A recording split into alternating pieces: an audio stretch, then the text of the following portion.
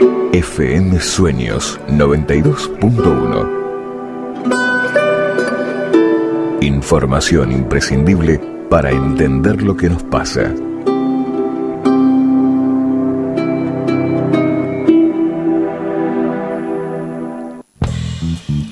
Bueno, 11:24 de la mañana, vamos a hablar ahora de economía. Hoy tempranito, cuando empezamos el programa, habríamos contándote todo lo que había pasado anoche en el Parlamento argentino cuando se discutió el presupuesto, el proyecto del presupuesto que envió el Ejecutivo.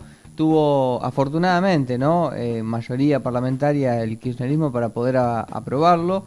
Sin embargo, no deslindado de críticas de la oposición. Pero bueno, decíamos que esto netamente es un debate que hay que darlo y comprenderlo en el terreno político y no quedarnos en tecnicismos de la economía. Pero para preguntarle, para que nos ayude a pensar un poco más específicamente qué fue lo que se aprobó anoche, como siempre lo tenemos a Fermín Oyarzábal, que es nuestro columnista económico. ¿Cómo estás, Fermín? Hola, Martín, muy buen día. Bueno, contame tu percepción, ¿no? ¿Qué fue lo que pasó ayer en el Parlamento? ¿Cómo viste la discusión sobre el presupuesto? Quiero recordar que el presupuesto se debate a esta fecha más o menos todos los años, ¿no? La herramienta fundamental que va a tener el Poder Ejecutivo Nacional, en realidad el Estado Nacional, porque son los tres poderes, de cara a afrontar todo lo que va a ser el 2014. Cristina Fernández de Kirchner ya había sido la primera presidente de la vuelta a la democracia de haberse quedado sin presupuesto. Alfonsín, eso fue en el 2010 más o menos. Alfonsín era el único que le habían retaseado la aprobación del presupuesto hasta marzo más o menos, pero después se lo terminaron aprobando. Eso para reafirmar lo que acaba de decir acerca de que la discusión sobre todo es política, ¿no? Más que técnica. Lo que se aprobó ayer en definitiva es un presupuesto más moderado que el que veníamos viendo años anteriores. No quiere decir que se haya achicado el gasto, sino que se intentó solapar el gasto con el crecimiento de los precios, podemos decir. Que en definitiva el gasto real sea el mismo o muy similar al del año anterior, no sé si me explico. Exacto, sí. Lo que se buscó es congelar, si se quiere, el gasto real para no llevar, en definitiva que el Estado no sea un componente de tracción de la demanda económica.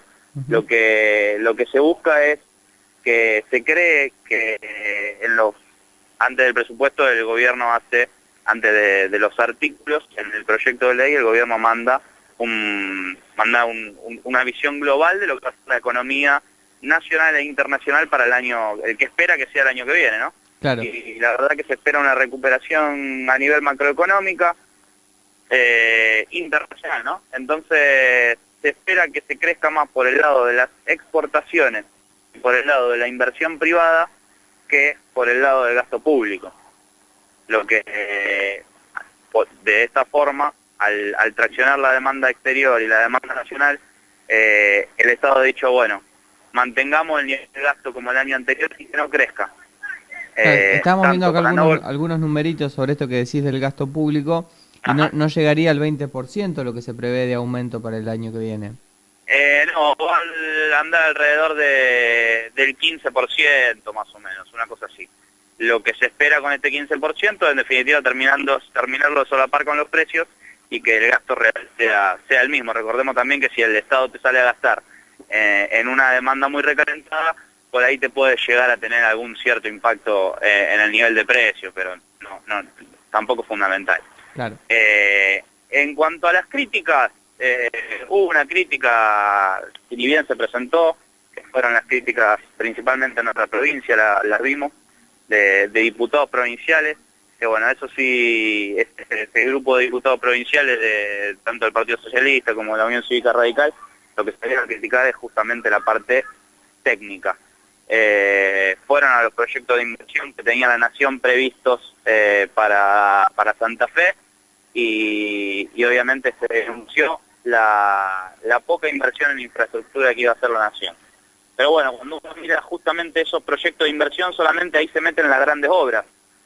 Y lo que se hizo fue retrasar algunas, es cierto, como el puente Santa Fe-Santo Tomé, pero lo que no miraron es justamente toda la otra parte que es la inversión social, desde asignación universal por hijo, los créditos a tasa blanda para las pymes que el Banco Nación prevé otorgar.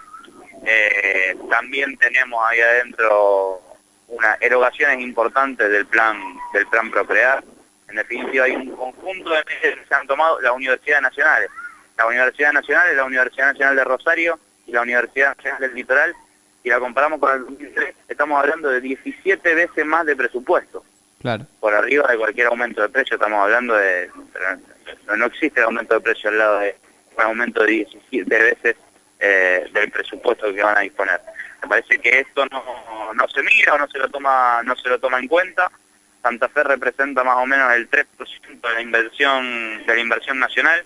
Es real que en Santa Fe vive el 8% de la población y representa el 8% de la economía.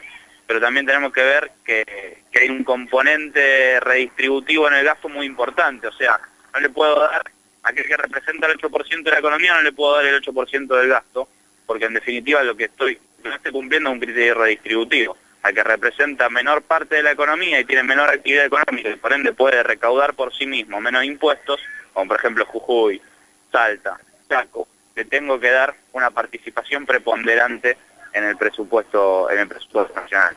Ahora, qué llamativo, último, ¿no? Disculpame que haga este paréntesis, ¿no? Sí. Qué llamativo, ¿no? Que las provincias que tienen más recaudación y que tal vez, bueno, son las que más aportan o aportan a las arcas nacionales, pero porque tienen más recursos naturales, porque tienen otro desarrollo, son las que más se quejan, ¿no? Cuando hablan después sus candidatos hablan de la redistribución de las riquezas, ¿no? Que es como un eslogan de campaña que se repite permanentemente. Pero cuando vamos a la realidad, son las provincias que más aportan y las que más se niegan a que ese dinero que aportan sea redistribuido de forma equitativa entre todas las provincias. Uno no se quiere imaginar qué pasaría si esta gente llegaría alguna vez a presidir el gobierno nacional. Lo que vos decís tiene plena validez y me parece que es un ejercicio interesante ponerse a ver qué hay detrás de esa discusión. Detrás de esa discusión es, en definitiva, que se coparticipen el totalidad de las retenciones agropecuarias. Esa es la discusión de fondo en todo momento, es lo que están planteando. Claro. No, por ahí no lo dicen, por ahí no lo plantean en un proyecto de ley, pero atrás de esa discusión siempre está el ideal de que Santa Fe aporta en retenciones agropecuarias una cantidad enorme de dinero y por ende tendría que recibir más dinero del que recibe, y me parece que la discusión esa no le hace bien de cara al futuro a este país. Me parece que lo que está atrás también es que son un pilar fundamental de la recaudación del Estado Nacional. Claro. Nunca hubo en este país la intención de gravar la renta agropecuaria como la hubo en este gobierno. Ya hay que remontarse desde el 50 para atrás, me parece, para ver en el periodo del primer gobierno peronista, para ver cómo se intentó grabar la renta agropecuaria, y hoy en día se recuperó eso ante un contexto internacional que es bastante favorable para los productos, para las commodities, y me parece que lo que se busca, lo que no se está diciendo es, en definitiva, llevarse lo que uno pone en concepto de renta agropecuaria. Me parece que no ayuda para nada. Sin dudas. Fermino, otra de las cosas que escuchamos y algunas críticas que aparecían esta mañana muy temprano, ¿no? Porque los diputados pasaron de largo anoche sin dormir, 18 horas de sesión. Por ahí algún diputado también santafesino hablaba de la cuestión del impuesto al cheque. Ajá. Que la verdad que es bastante incomprensible, digamos, para nosotros entender si esa crítica tiene o no tiene validez. ¿Qué pensás al respecto? No, la verdad que nadie puede negar que el impuesto al cheque es un impuesto totalmente distorsivo, que no tiene sentido, no tiene razón de ser, porque grava un movimiento financiero que en definitiva es como que si alguien que va a pagar con efectivo le cobraran un poquito más por un impuesto que no es tal. Claro. Recordemos también en qué momento se sancionó, ¿no? Eso es un impuesto que viene del 2001, cuando no había recursos, que grabar, porque cada medida política que se tomaba iba en contra de la economía, iba en contra de la sociedad en su conjunto, y cada vez la recaudación tributaria era menor. Lo propuso Cavallo y bueno, tuvo razón de ser en ese momento, y la verdad que había que discutirlo. El problema es que de la oposición hoy en día, cuando se discute, también hay una intencionalidad política muy grande, en el sentido de que todos los años se viene prorrogando y constituye hoy ya un pilar también fundamental de recaudación. No sé si un pilar fundamental, pero que realmente sería un daño importante que el gobierno deje de recaudar 25.000 millones, más o menos creo que son, que se esperan para el año próximo. Me parece que quitar esos recursos sin proponer ningún tipo de solución tiene una intencionalidad política muy clara detrás. Recordemos con la discusión que se dio con el impuesto a la ganancia, grabar una parte de lo que es la renta financiera va a aportar 2.000 millones, 4.000 millones de pesos, cuando estamos grabando una cuestión bastante importante, y en definitiva se puede decir, bueno, hasta dónde fueron, se puede discutir hasta dónde se llegó con eso, ¿no? Pero estamos hablando de 4.000 millones de pesos, y cuando hablamos de impuesto al cheque estamos hablando de 25.000 millones de pesos. Eso nos da a las claras una idea de la seriedad del debate que habría que dar para reemplazar un impuesto de esas características. A pesar de que sí, o sea, es un impuesto distorsivo y que no tiene razón de ser, a mi criterio. Me parece que sí, habría que reemplazarlo. Ahora, va a llevar tiempo reemplazarlo, porque hay que dar un debate bastante serio en ese sentido. Sin dudas. Bueno, Fermín, te agradecemos como siempre, ¿no? Que nos ayudes a pensar un poquito estos temas económicos. Vamos a seguir hablando sin dudas en la semana de algunas otras cuestiones vinculadas a la economía del país.